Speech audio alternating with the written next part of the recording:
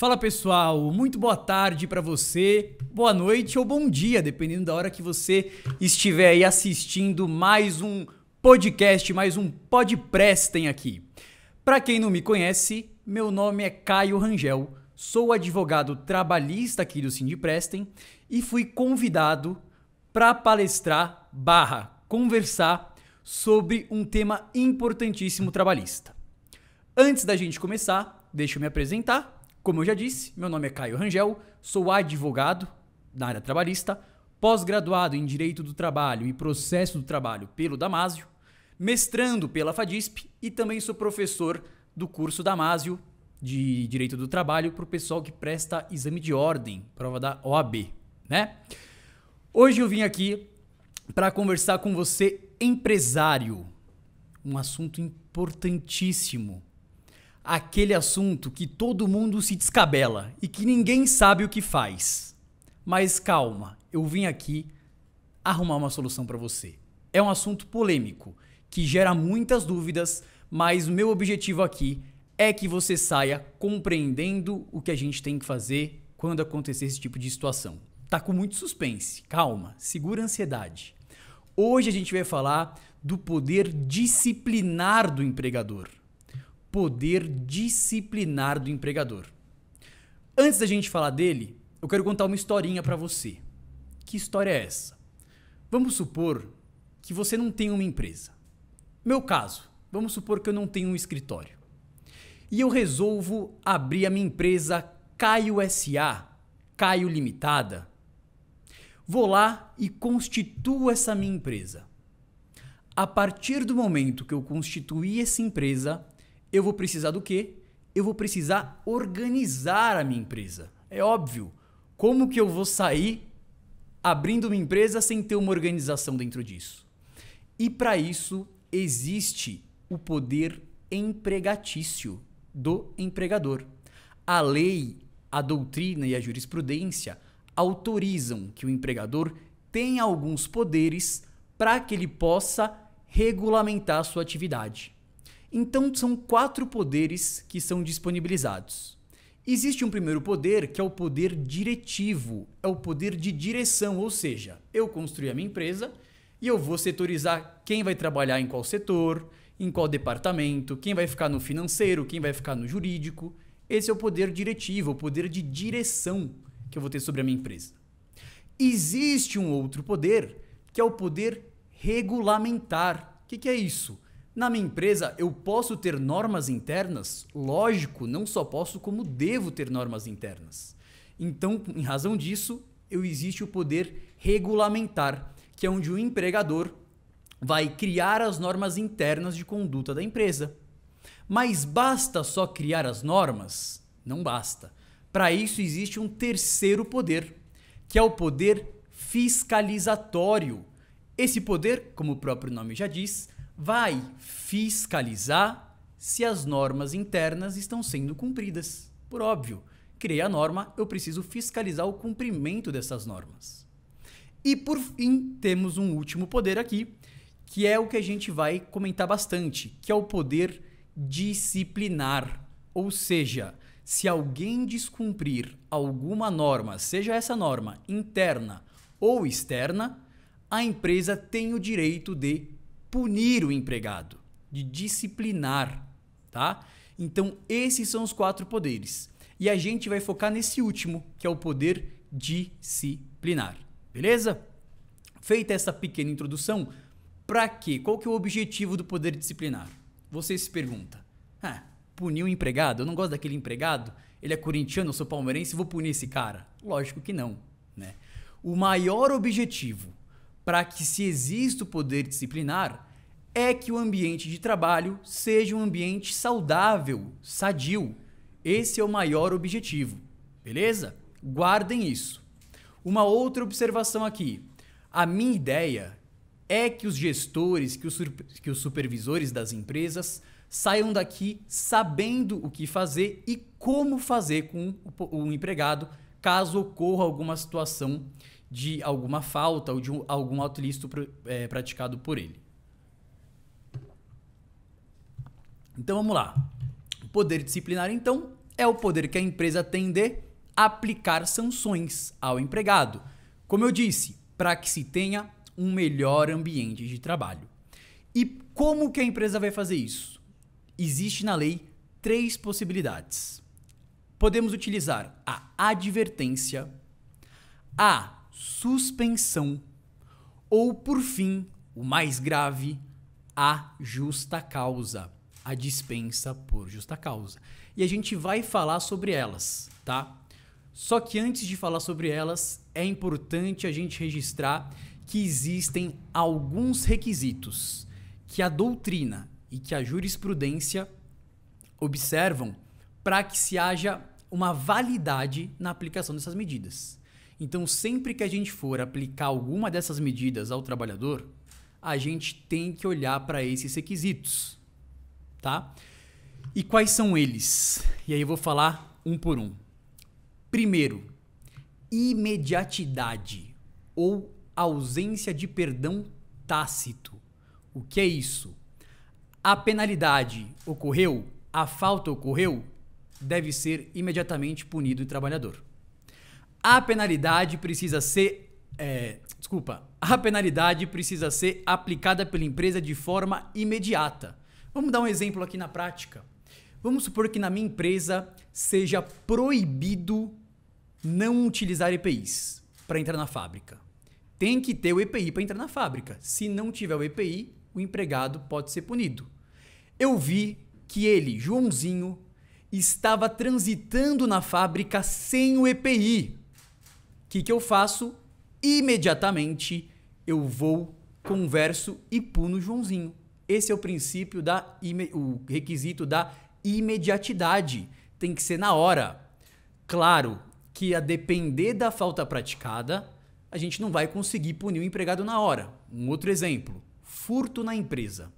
Não sei se já foi o caso de vocês, mas para que se ocorra uma prática de furto e a empresa consiga constatar que essa prática efetivamente ocorreu, às vezes demora o tempo de uma investigação, de ver câmeras, de falar com testemunhas. Então, após concluído todo esse processo, que o empregado é punido. E será que a lei disponibiliza algum prazo? Será que existe algum prazo na lei? O empregado cometeu essa falta. A lei diz, tem que ser punido em tantos dias, em quantas horas? Não, não existe. Então, depende da falta. Se for uma falta de fácil constatação, recomenda-se que no mesmo dia ou no mais tardar no dia seguinte o empregado seja punido. Agora, se for uma falta mais grave, que demanda investigação, o ideal seria que assim que encerrada a investigação sobre o caso e constatada a penalidade, que o empregado seja punido. Por quê? Porque se a empresa demorar, se a empresa vacilar, minha gente, ocorre o que a gente chama de perdão tácito. A lei entende que a empresa perdoou o empregado. Então, nesse caso, que eu constatei que o Joãozinho não estava com EPI e só depois de uma semana eu fui punir ele por isso, não deu mais tempo. A lei já entendeu que eu, empregador, perdoei tacitamente o Joãozinho. Entenderam? Esse é um grande requisito, muito importante e que às vezes muita gente se esquece na hora de aplicar, tá? Próximo requisito, e que a gente pode falar aqui também. Temos a causalidade ou o nexo causal. Entre a falta e a punição tem que existir uma ligação, um nexo de causalidade. É óbvio, né? A falta tem que ser praticada dentro do emprego, dentro do trabalho, durante a prestação de serviço. Tem que ter um nexo entre a falta e a punição. Beleza? Próximo requisito que a lei nos traz é a proporcionalidade. Proporcionalidade. Como assim em medida disciplinar? Calma.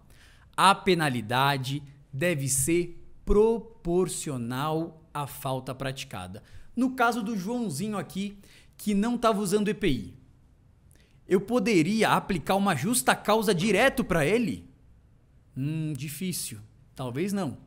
Talvez o ideal seria começar com uma advertência. Ó, Joãozinho, eu tô te advertindo aqui por escrito para que isso não se repita. Então tem que ter uma proporcionalidade, tá? Na hora da aplicação da medida.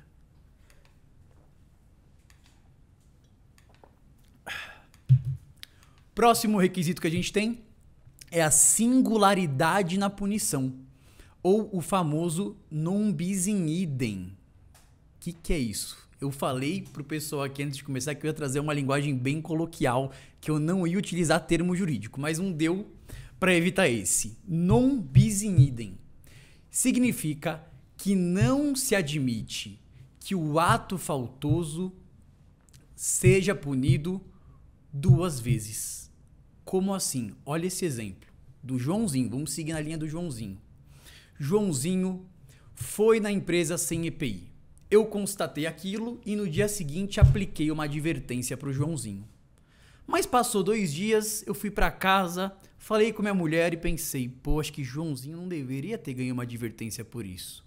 Deveria ter tido uma justa causa. Eu mudo de ideia e vou lá, Joãozinho, lembra aquele dia que você estava sem EPI e que você tomou advertência? Ele, lembro, chefe. Então, agora não é mais advertência, é justa causa. Eu posso fazer isso? Óbvio que não, pessoal. Porque non bis in idem, a singularidade na punição. Eu não posso punir o empregado por mais de uma vez pelo mesmo ato. Situação diferente seria se o Joãozinho tivesse sem o EPI e eu aplicasse uma advertência. No dia seguinte, Joãozinho de novo tivesse sem o EPI. Aí eu poderia aplicar uma outra penalidade, tá? Mas são 2 atos, não pelo mesmo ato, tá? Então esse aí é o princípio da singularidade de punição ou non bis in idem, ou seja, uma falta, uma penalidade. Uma falta, uma penalidade, tá? Temos um outro requisito? Temos a ausência de discriminação.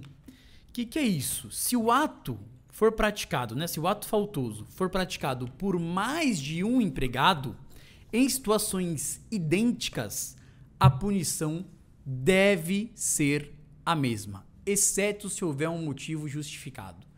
Como assim? Vamos supor que o Joãozinho e a Mariazinha não estão utilizando EPIs na fábrica.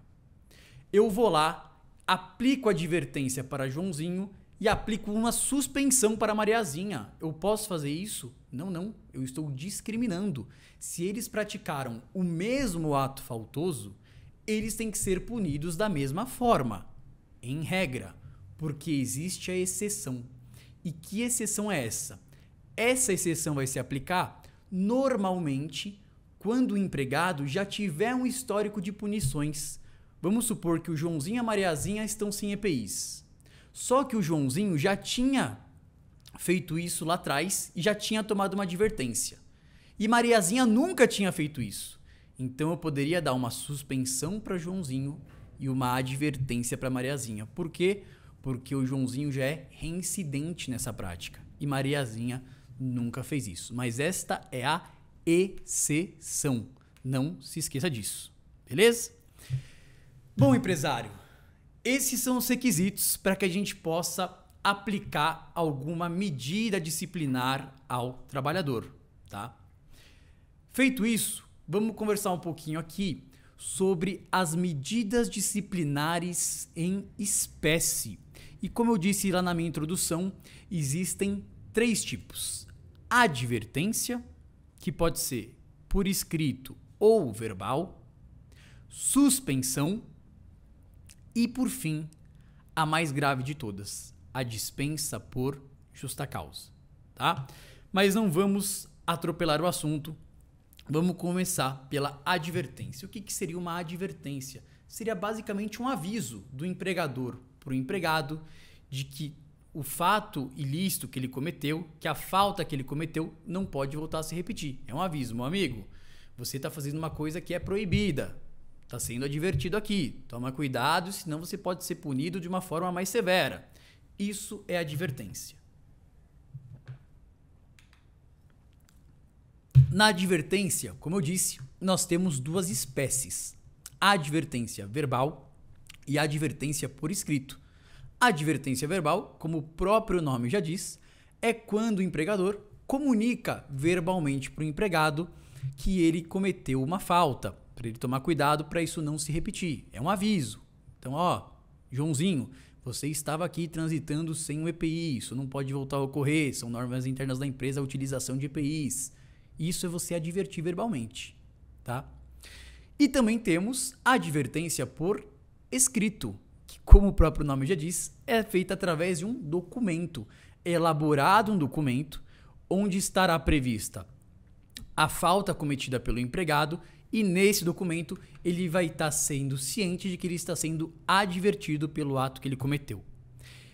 E aí eu recebo muitas perguntas no escritório assim: doutor, eu apliquei uma advertência para o empregado por escrito e ele se recusou a assinar. E agora, o que eu faço? Eu penso, mas eu sei a resposta. Nesses casos, se o empregado não quiser assinar, você pega uma... Brincadeira, não vai obrigar ninguém a fazer o que não quer. Você vai chamar 2 testemunhas, principalmente do RH, de preferência, e essas 2 testemunhas vão assinar a advertência pelo empregado, tá? Então, na hipótese de recusa, 2 testemunhas podem assinar a advertência, beleza? Então, essa é a advertência verbal e escrita. Próximo passo que nós temos aqui, a segunda medida disciplinar. Repara que a gente começou numa mais leve, que é a advertência, e agora a gente vai começar a subir para as mais severas. Então, da advertência, a gente tinha a verbal, a por escrito, e agora a gente vai chegar na suspensão. Suspensão do empregado. Na suspensão, vai ocorrer a sustação, a suspensão, né? A sustação temporária dos efeitos do contrato de trabalho. Isso é ruim para o trabalhador? É lógico, porque quando o trabalhador é suspenso, além dele não trabalhar, ele não vai receber. Então é muito pior do que a advertência, tá? Na suspensão, tem algumas coisas que a gente tem que tomar cuidado. Primeira coisa, a empresa não pode suspender o empregado por mais de 30 dias. A empresa não pode suspender o empregado por mais de 30 dias. Como é que você sabe disso? Tá na lei, gente. Tá na lei. A lei é bem específica em que a suspensão não pode ser maior do que 30 dias. Ah, pode ser de 2 dias? Pode. Pode ser de 15? Pode. De 20? Pode. 31? Não pode. É até 30 dias, tá? E olha que interessante. Por que é ruim para o empregado ter o seu contrato suspenso? Ou melhor, receber a suspensão e ter o contrato suspenso. Primeira coisa, ele não vai trabalhar. Segunda coisa, ele não vai receber salário. Terceira coisa, ele não vai ter contagem no tempo de serviço nesse período. E quarta coisa, mantém-se o vínculo de emprego, lógico, né? E quarta coisa, não tem recolhimento de fundo de garantia. Então o contrato é suspenso. O empregado não vai receber nada durante esse período. Então é óbvio que para o empregado é muito grave isso ocorrer, tá? Falamos de advertência, falamos rapidinho de suspensão e agora vamos para ela, para a rainha. Dispensa por justa causa.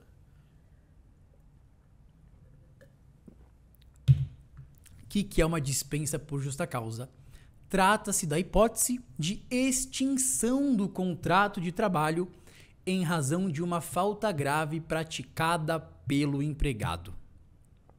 Aqui é o pior do cenário. Por quê? Porque a gente vai romper o contrato de trabalho. A gente vai romper o vínculo. O empregado não vai ser mais trabalhador da empresa. E aí, a lei traz algumas hipóteses de justa causa. E onde estão previstas essas hipóteses? A maioria, repito, a maioria estão previstas no artigo 482 da CLT. A maioria. No final aqui, eu vou mostrar 3 hipóteses que não estão previstas no artigo 482 da CLT. Mas a maioria está lá.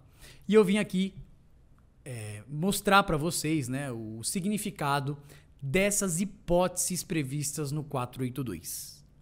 Lá na letra A, na linha A do artigo 482, temos a hipótese de ato de improbidade. Ato de improbidade. O que é isso? Simples. É a falta grave que gera dano patrimonial ao empregador. Vamos supor que o empregado furtou o empregador. Caso do furto. Esse caso do furto prejudicou o empregador financeiramente? Óbvio que prejudicou o empregador financeiramente. Seja o furto de alguma máquina, de alguma peça, de dinheiro, é um fato que prejudica financeiramente o empregador. Então, quando o empregado for mandado embora por justa causa, a gente tem que se fundamentar na linha A, ato de improbidade, porque é aquele que gera um dano patrimonial, tanto para o empregador, mas também para um terceiro, um cliente, por exemplo, também pode ser aplicado ato de improbidade. Na letra B, temos a incontinência de conduta. Se a gente lê incontinência de conduta é uma coisa muito vaga, né? Mas eu vou traduzir. É o ato praticado de natureza sexual. Ou seja, empregado que manda foto pornográfica no WhatsApp, que pratica assédio sexual contra outro empregado ou empregada. Nesses casos em que existe natureza sexual com a punição, com a falta praticada, é cabível aí a dispensa por justa causa por ato de incontinência de conduta, tá? Próxima hipótese que traz o artigo 482 é a negociação habitual por conta própria ou alheia sem a permissão do empregador. É aquele típico caso, e nada contra, hein, gente, do empregado chegar, abrir a bolsinha dele e começar a vender o quê? Perfumes Jequiti, Boticário, perfume do Celso Portiolli. Eu posso fazer isso? Sem a permissão do empregador é lógico que não. Senão você pode estar cometendo aí uma falta grave e ser dispensado por negociação habitual por conta própria ou alheia. Agora, se o empregador autorizar você a fazer isso, é diferente, tudo bem. Agora, se não houver essa autorização, não pode o empregado chegar do nada e começar a vender cosmético, perfume, sapato, roupa, qualquer que seja aí o produto, alimento, não cabe, tá? Próxima hipótese. Lá na letra D, temos lá ato de concorrência prejudicial ao serviço. Isso aí é autoexplicativo, né? O empregado não pode gerar um ato de concorrência com outra empresa concorrente do próprio empregador. Isso daí é uma das hipóteses mais antigas que a lei já disponibiliza. Então, nesse caso, também pode o empregado ser dispensado por justa causa, tá? Essa é a letra D. Letra E é a mais interessante. Mau procedimento. A gente aqui do direito diz que é a falta grave genérica. Você não sabe onde enquadrar aquele ato do empregado, pá! Mau procedimento. Tá? Então é aquela falta grave genérica. Desde que não tenha conotação sexual, porque é incontinência de conduta, ou prejuízo financeiro, porque é ato de improbidade. Não sendo esses dois casos, se você não souber, estiver difícil para enquadrar, pode jogar lá como mau procedimento, tá bom? Próxima hipótese, letra F. Tem bastante. O 482 é recheado, viu, gente? 482 é recheado de hipótese. É a desídia. O que é desídia? É a falta grave em razão da negligência do empregado na prestação de serviço. Ou exemplo, o empregado que falta de forma injustificada, o empregado que sempre chega atrasado, o empregado que não está performando direito. Mas olha que interessante. Nesta hipótese, a doutrina e a jurisprudência não permitem a justa causa de imediato. Como assim? O empregado tem que ter sido punido por outros tipos de medida antes de chegar na justa causa. Então tem que ter tido uma advertência, uma suspensão, para só depois chegar na justa causa. Não posso, por desídia, na primeira vez que ele atrasou, já mandar embora por justa causa. Existe um grande risco aí de ser considerada inválida essa justa causa, tá? Próxima hipótese, letra G. violação de segredo da empresa. Imagina o McDonald's.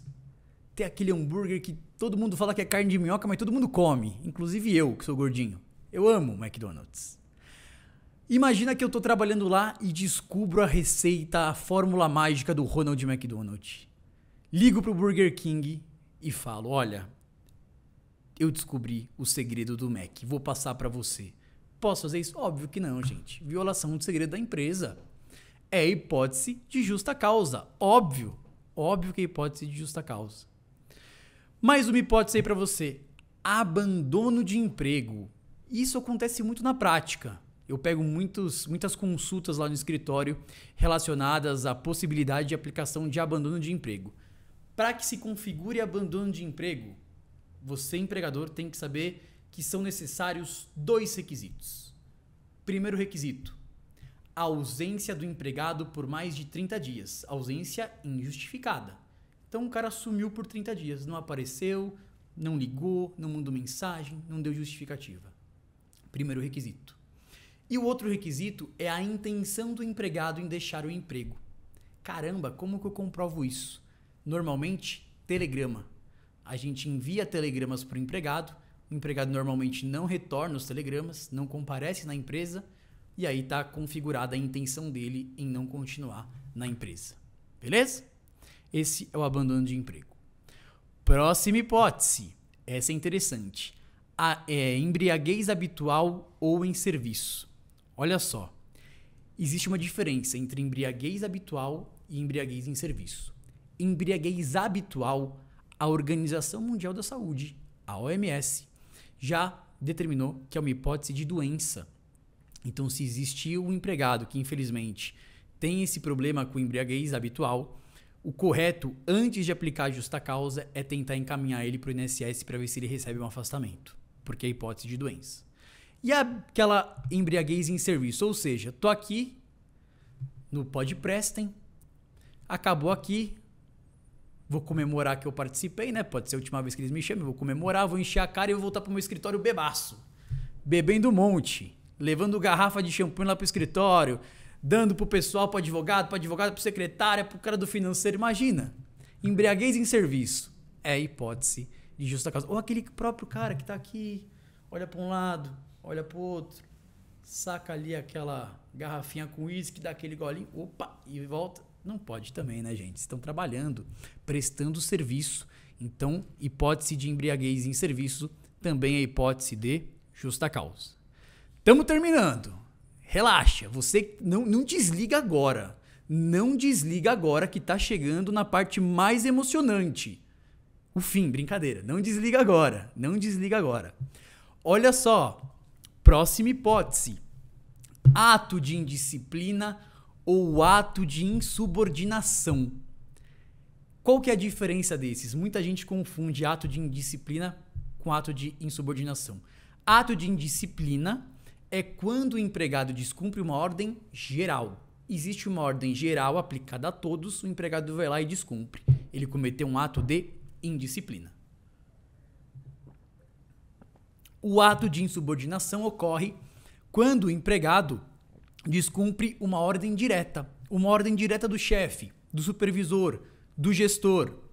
E aí ele vai lá e não cumpre. Isso é ato de insubordinação. Tá bom? Tá acabando. Essa é muito interessante. As próximas duas são muito interessantes, que elas são muito ligadas, tá? Olha só.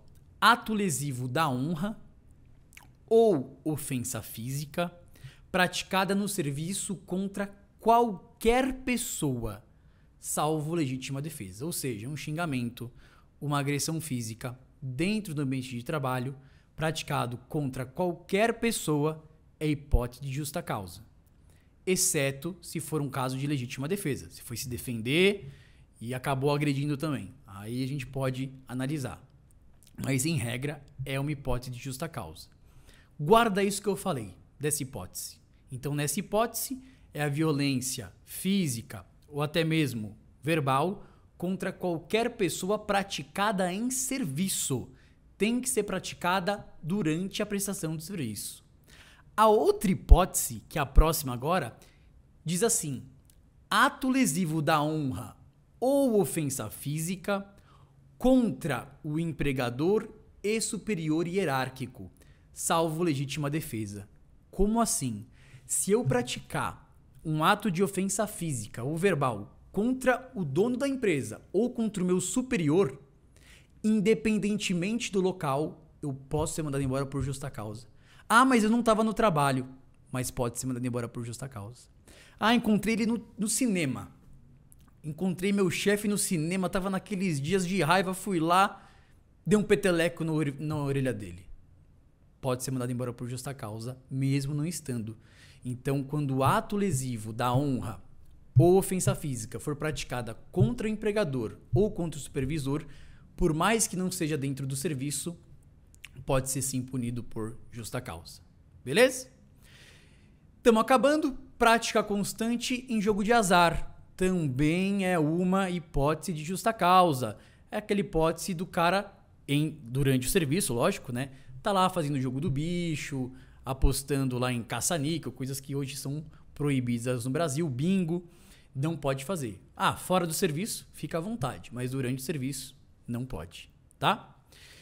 E por fim, eu vim trazer para vocês outras 3 hipóteses importantes, tá?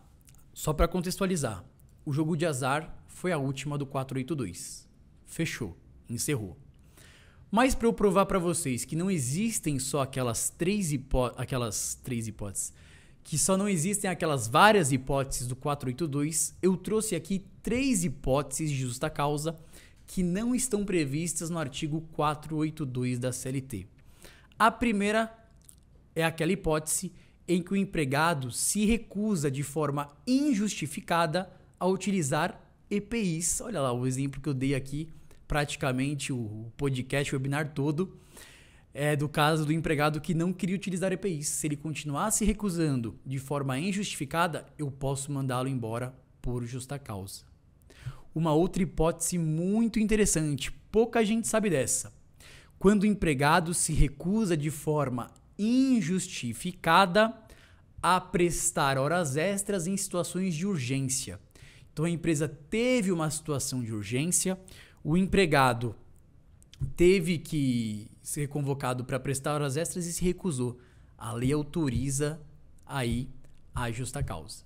E por fim, porém não menos importante, uma última hipótese é aquele caso em que o empregado apresenta uma declaração falsa de vale-transporte ou atestado médico. São hipóteses de dispensa por justa causa que não estão no 482. Beleza? Pessoal, nesses poucos minutos, era isso que eu queria conversar com vocês.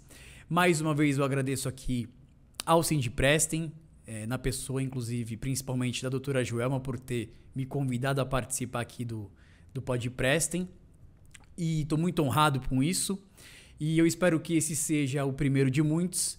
Vou disponibilizar todo esse material mastigadinho para vocês. Eu sei que passou rápido, eu sei que às vezes acabou falando alguma coisa muito rápida, muito por cima, mas é um tema denso que a gente demoraria umas 2, 3 horas para discutir, porque é um tema subjetivo, mas esse material vai ser disponibilizado para vocês. Se ficar alguma dúvida, eu vou disponibilizar o meu contato, o meu celular, meu WhatsApp e também o meu Instagram profissional, é o @professor Caio Rangel, tá?